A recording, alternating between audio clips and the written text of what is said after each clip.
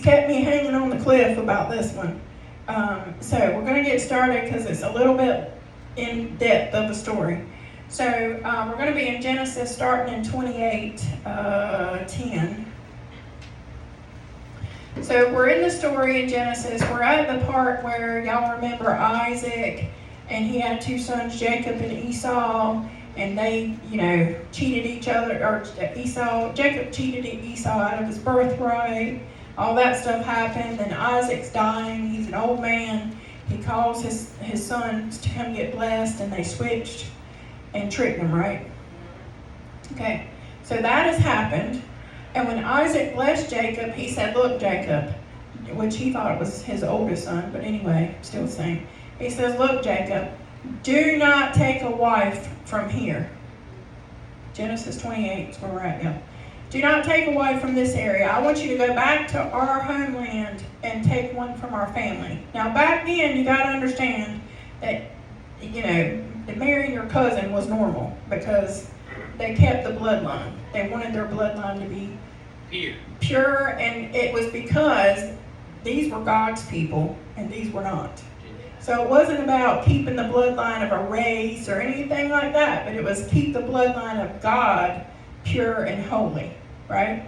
And if he had married one of them Canaanite women, he'd have ended up worshiping other gods.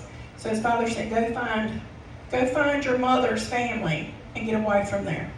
So Genesis 28:10, he's on his trip. Now this is not just when we're reading the Bible, we think he walked to next door or walked to, no, this is a 500-mile trip, okay? And he's taking it by himself. He didn't bring anybody with him. So in 10 it says, Jacob left Beersheba and set out for Haran, which is where he's going. And when he reached a certain place, he stopped for the night because the sun had set. And taking one of the stones there, he put it under his head. He used a rock for a pillow. And he laid it down and went to sleep. And while he was asleep, I'm not reading word for word, y'all, just try to keep up. He had a dream to which he saw a stairway, a ladder, some Bibles say, resting on the earth with its top reaching to heaven, and the angels of God were ascending and descending on it. And there above it stood the Lord. And he said, I am the Lord, the God of your father Abraham, God of Isaac. I will give you and your descendants the land on which you are lying on. Your descendants will be like the dust of the earth. You will spread out from the west to the east, to the north and the south. And all people on earth will be blessed through you and your offspring. I am with you and will watch over you wherever you go. And I will bring you back to this land. And I will leave you until I have done what I have promised. Wow. He said, look, you're going to bless many people. Jacob don't even realize right now. Y'all know who Jacob is? He's the father of the 12 tribes of God. He don't know that yet, but that's what he's going to be. So he's laying there on his way. He's just started out on this trip. He goes to lay down for the night. He gets this rock, puts it under his head, uses his pillow, has this dream. He sees this ladder to heaven, angels going up, down, and up above it is God. Now, y'all remember up till this time, people didn't hear directly from God either. They usually had to hear from a prophet or somebody else came and brought him a message. So for him to have a dream and then hear directly from God through that dream, okay? And he says, look, I want you to go out. If you'll just follow me, I'm going to bless everything that you touch, basically. I'm going to bless you and your descendants, your offspring. Wherever you go, I'll bring you back to this land. And I will not leave you until everything I've done for you is done. Everything I promised you is done. Guess what? That promise is good for you too. If you follow him where he takes you, he promises to never leave you, and he will fulfill his will for you. It's us that get off track, not him. Right? Okay, so when he woke up from his sleep, he thought, surely the Lord is in this place, and I wasn't even aware of it. Hold on, just lost my place. I need glasses. He was afraid and said, how awesome is this place that none other than the house of God, and this is the gate to heaven. So he realizes, wow, this must be something special right here. Early the next morning, Jacob took the stone he had placed under his head, set it up as a pillar, and poured oil on the top of it, and he called that place Bethel, though the city was called Luz. And Jacob made a vow and said, if God will be with me and watch over me on this journey that I'm taking, I will give me food and clothes to wear, so that I may return safely to my father's house. Then the Lord will be my God, and this stone that I have set up as a pillar will be God's house, and all of it that you gave me, I will give you a tenth. Now, how many have said a prayer like that? God, if you will just get me through this, if you will walk with me and do what you've said you will do, Lord, I will give back to you, right? Well, I think we've all said that. I've said it. And this is where people say give a tenth to the church or give a tenth, this is where it comes from. He said, I'll give you a tenth of everything you give me. If you'll just provide me with food for this trip, if you'll just get me through, I will follow you. I will be with you. Okay, so it carries on. Then Jacob continued on his journey, and they came to the land of the eastern peoples, and there he saw a well in open country. Now, mind you, he's in a desert, so this ain't something that he just comes across every few miles. He finally gets to his journey, and he sees a well off in the distance in an open land. And there he saw a well in open country with 3 flocks of sheep lying near it, because the flocks were watered from this well. Now, 3 flocks of sheep would be about 300 at least. The number 3 in the Bible is significant because it says, basically, it is done. It is finished. Like 3 days that he was in the grave. So that was kind of like a sign to him that there was 3 flocks gathered there, that there was something different about this place than what he had come about. So it says the stone, and that's where the flocks were watered. So the stone over the mouth of the well was large, and when all the flocks had gathered there, the shepherd would roll away the stone from the well's mouth and water the sheep. And then they would return the stone to its place over the mouth of the well. Now, what does it remind you of? They're rolling a huge stone out from a place that waters. Living water, rolling the stone away. His tomb. But notice that it says after the sheep were watered, the stone was rolled back, meaning that it's not time yet, but it's coming, right? Jacob asked the shepherds, my brothers, where are you from? And they said, from Haran, which is where he's supposed to be going. And they said to you, do you know Laban, which would be his uncle, his mother's brother? Do you know Laban? And they said, yeah, we know him. And he said, well, is he well? And he said, yes, he is. And here comes his daughter, Rachel, with the sheep. Now, Rachel is a shepherdess. I had never heard of a shepherdess before now, but guess what a shepherdess does? She cares for her flock. Guess what? I just had somebody yesterday tell me a woman can't be a preacher. Well, she's a shepherdess, and in the Bible, a shepherd is an example of a preacher. She's a shepherdess. It says, look, he said, the sun is still high, and it is not time for the flocks to be gathered. Water the sheep and take them back to the pasture. And they said, we can't until the flocks are all gathered and the stone has been rolled away, the mouth of the well, then we will water the sheep. So the problem here is he's saying, look, that's a huge stone that we can't roll away but one time, basically. When it's time, when all of them have gathered, we'll roll it back, they'll all be watered, and we'll roll it back over it because it's too big, it's too heavy, it's too much of a problem. And while he's still talking with them, Rachel came with her father's sheep, for she was a shepherdess. And when Jacob saw Rachel, the daughter of his uncle Laban, and Laban's sheep, he went over and rolled away the stone away from the mouth of the well and watered his uncle's sheep. And then Jacob kissed Rachel and began to weep aloud.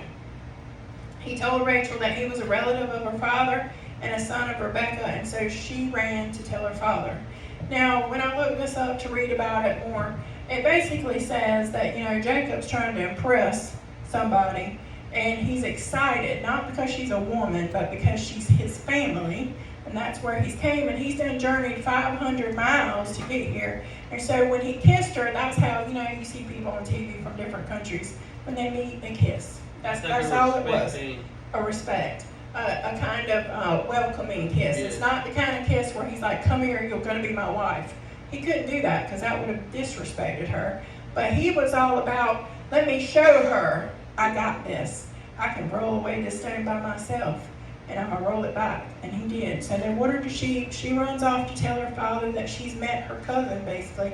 And as soon as Laban hears the news about Jacob, his sister's son, he hurries to meet him, and he embraces him and kisses him and brought him to his home. And there Jacob told him all these things that had happened.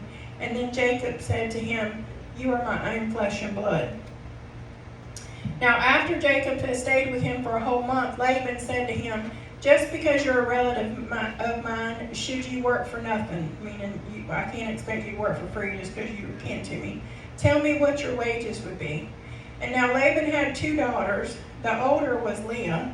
The name of the younger was Rachel. And Leah had weak eyes, but Rachel had lovely figure and was beautiful. That's just a nice way to say that Leah was ugly. Or weren't as beautiful as Rachel. She had weak eyes.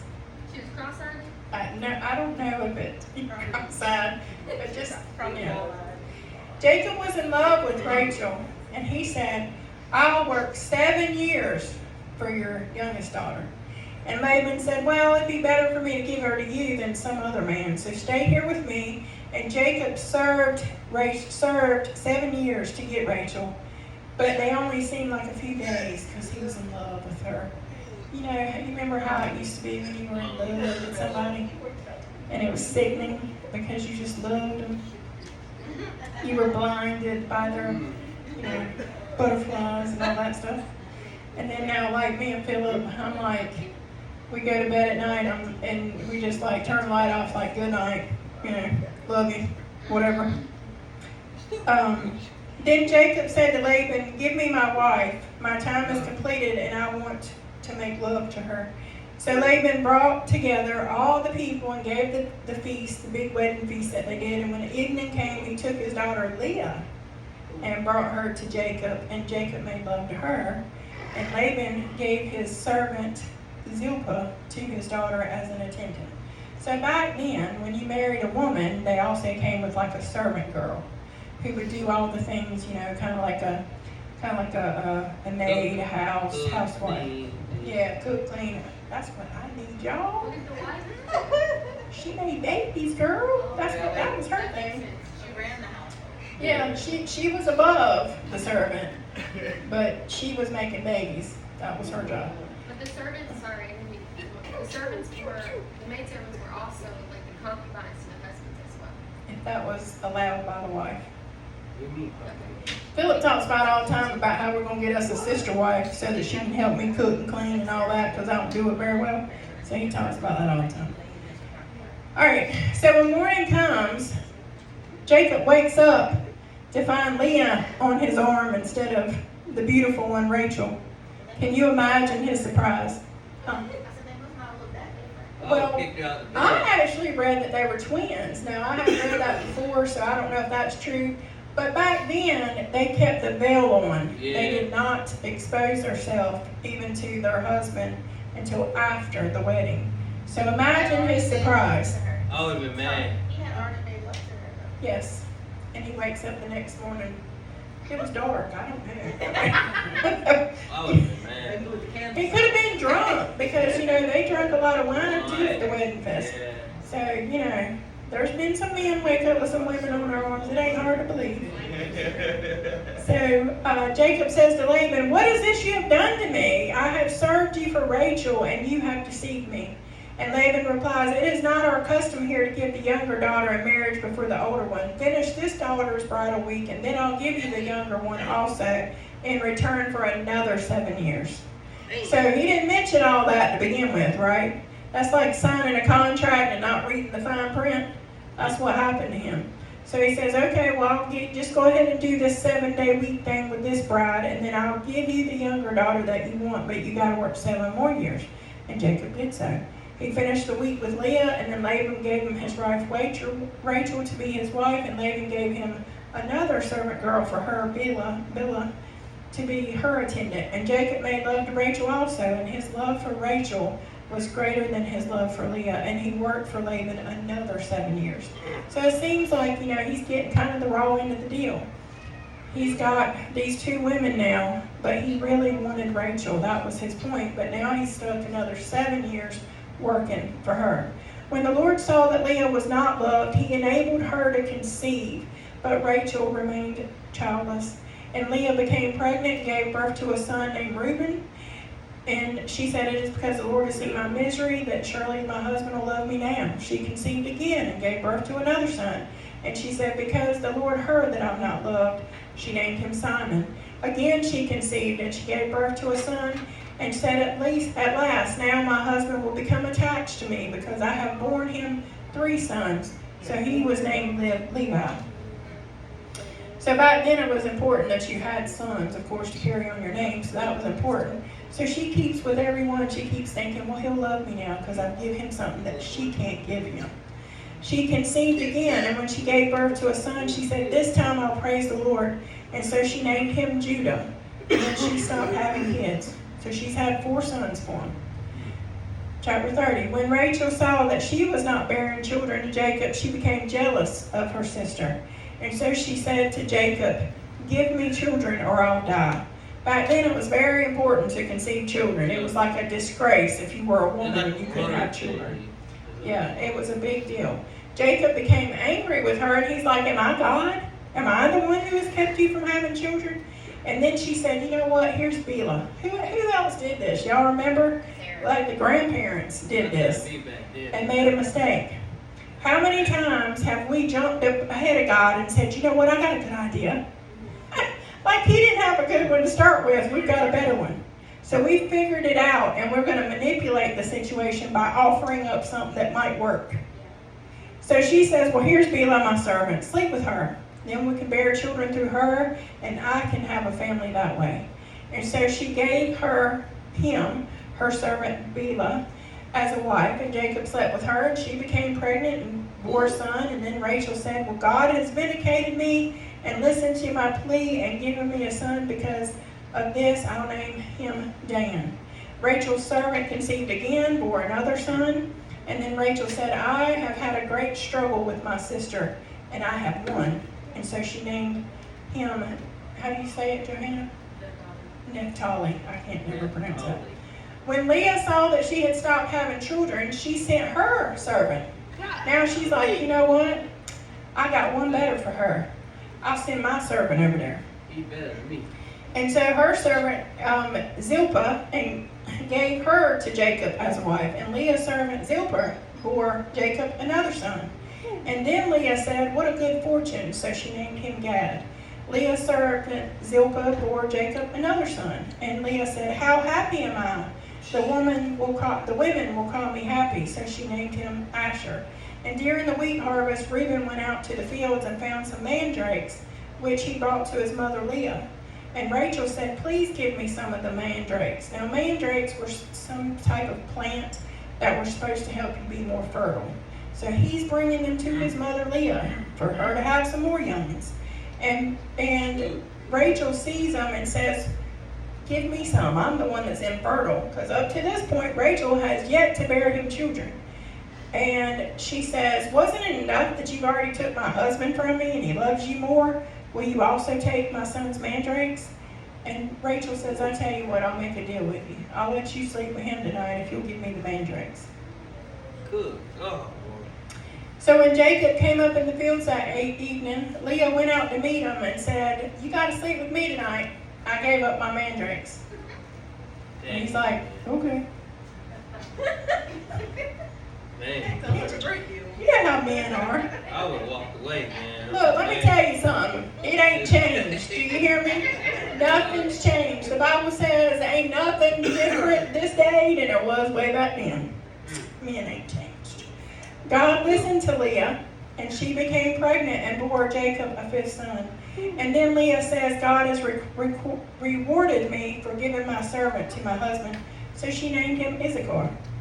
Leah conceived again and bore Jacob a 6th son. And then Leah said, God has presented me with a precious gift. This time my husband will treat me with honor, because I had bore him 6 sons. And so she named him Zebulun. Sometime later, she gave birth to a daughter named Dinah. Out of all that, one daughter. Then God remembered Rachel. So after all this, Leah has had 6 sons. Her servants had sons. Rachel's servant has had a couple. And after all this, it says, then God remembered Rachel. Do you think that God had ever forgotten Rachel? No. No. And he listened to her, and he enabled her to conceive. And she became pregnant and gave birth to a son, and God has taken away my disgrace, she says. And she named him Joseph. And may the God add to me another son. And after Rachel gave birth to Joseph, Jacob said to Laban, send me on my way so I can go back to my homeland and give me my wife and children for whom I have served, and I will be on my way, and you know how much work I've done for you. Let me stop and just tell you what God showed me about the whole thing about Rachel. A lot of times we're praying for something, and we don't understand that God's not allowing us to have it, maybe in that time. But let me tell you, y'all know who Joseph is, right? Joseph goes on to be powerful in the kingdom, right? But it wasn't Joseph's time. See, Rachel thought that all these things were happening to disgrace her, to hurt her, but the order of which these children came have a very specific meaning later on. The order in which they were born was no shock or surprise to God. Now, in all that mess that they manipulated, they weren't doing what was right. It doesn't make it right what they were doing. They're like, oh, well, wait, he can come sleep with me tonight, I'm going to get pregnant. Well, no, I'll just give him my servant, she'll get pregnant. Well, I'll do it this way, I'll eat some mandrakes to get pregnant. Their way was not right. They were not trusting in the Lord, just like their grandparents didn't trust when Sarah said, well, just take my servant, get pregnant by her. But let me tell you something. God already has a provision for your mess. He already has a provision for your mess ups, for your manipulation. Because you might think that you're doing something to manipulate God's plan, but He's already ahead of you, right? These 12 children were born in the order God needed them born, regardless of how they manipulated it. Rachel did not conceive until what? God enabled her. So regardless of what you're doing to try to help God along, His will is still going to be over anything you could come up with. All we do is cause ourselves pain by trying to fix it, right? Because they will pay the consequence for how they manipulated, but God will work it all out for their good and His glory. Joseph came when Joseph was supposed to come, because remember, Joseph has to be a younger brother for the whole story to play out the way it's going to be, right? Wouldn't have made sense any other way. God knew where He needed to be in that plan. Okay. So Rachel gives birth to Joseph, and Jacob goes and says, look, Laban, I've worked for you 14 years now. I'm done. I'm tired. I've worked for both these girls. But Laban says to him, but if I found favor in your eyes, please just stay. He says, I have learned by divination that the Lord has blessed me because of you. Divination is like witchcraft or mediums or that kind of thing, or going to a palm reader, that kind of thing. That's divination.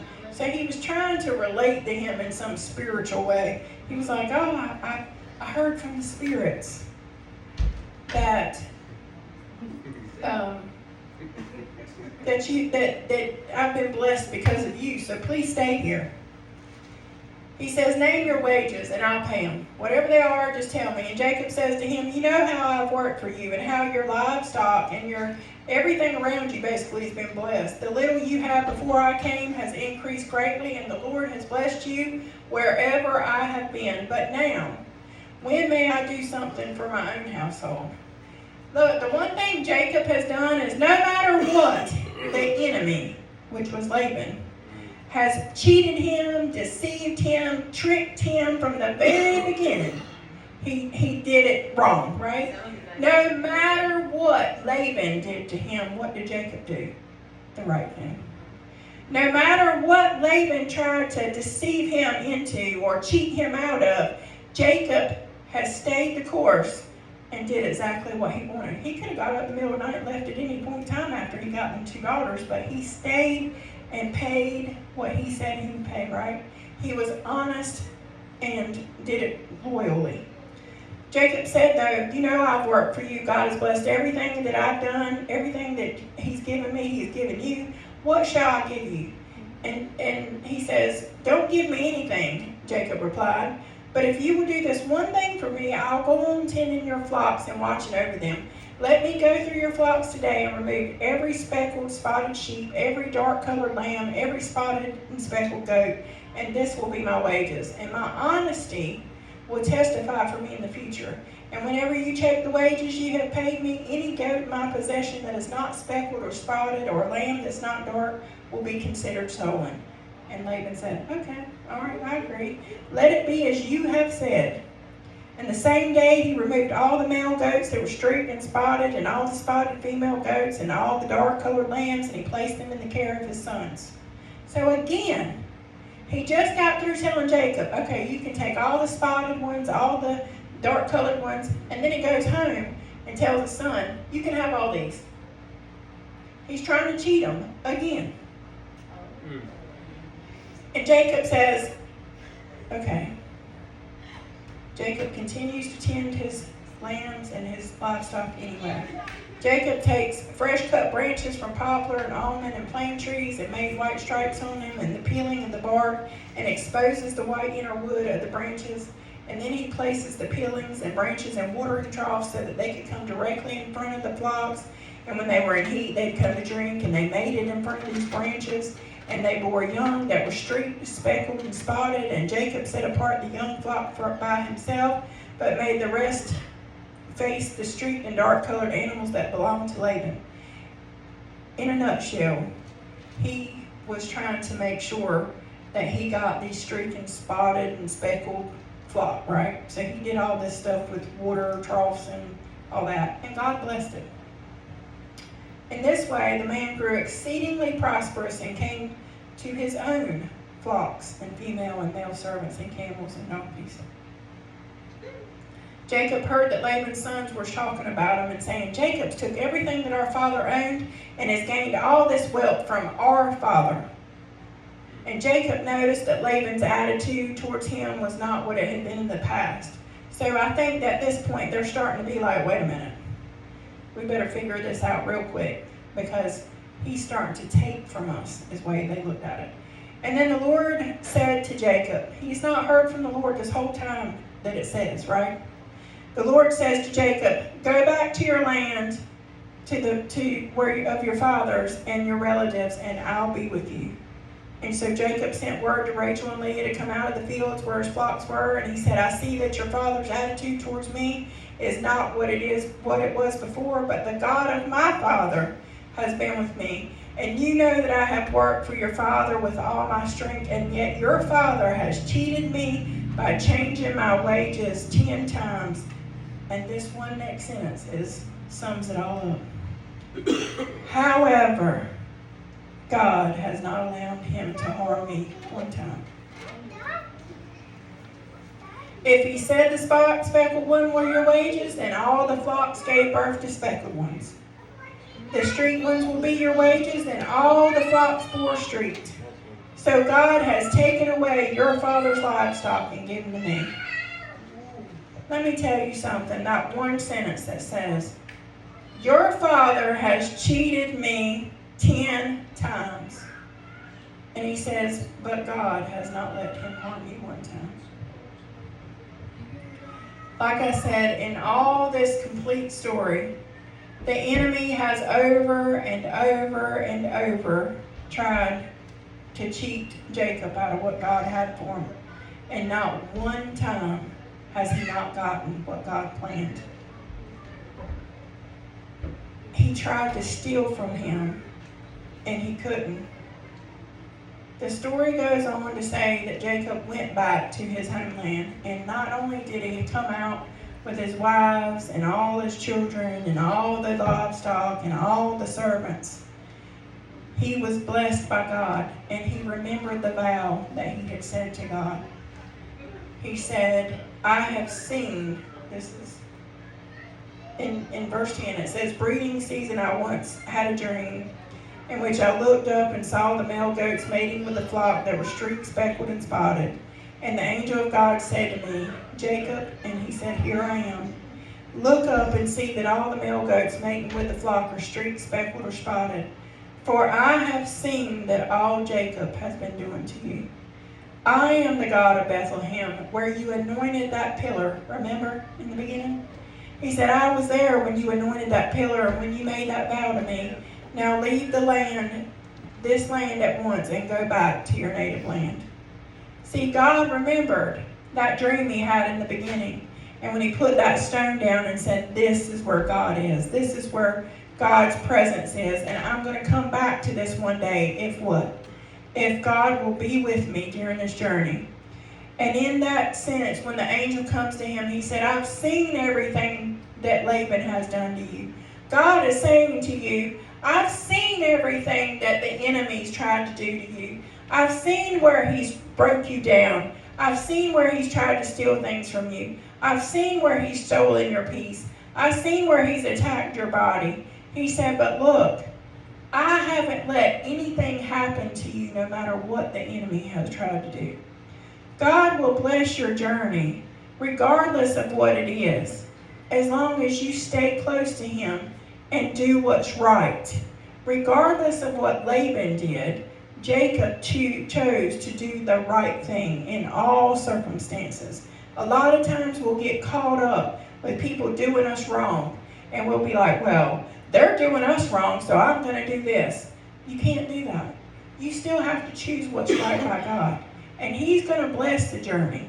It may not look like it, like Rachel couldn't understand, well, why am I not being blessed? Why can't I give birth to this child? Why isn't God hearing my prayers?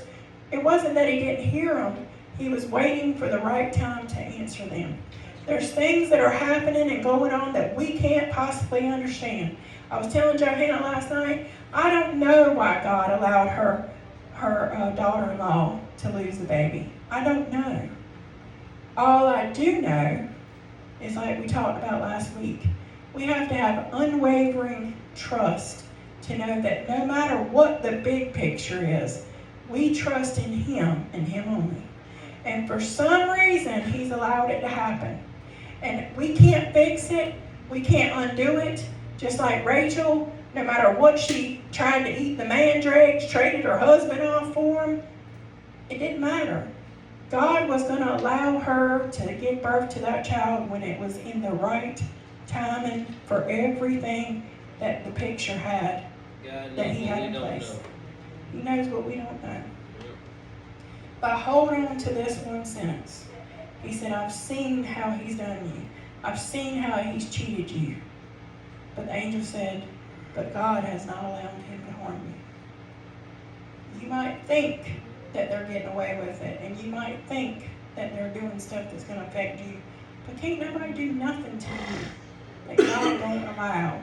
And if he allows it, it will be for your good and his glory somewhere down the road. We can pray and pray and pray for things. We might not understand all things. But the enemy has not cheated you out of anything, because God is in control of it, and he will bless you with what he wants you to have. But we have to remember that Jacob in the very beginning made that vow to God, and he said, if you'll go with me, and if you'll be with me, then I will follow you, and I will stay close to you.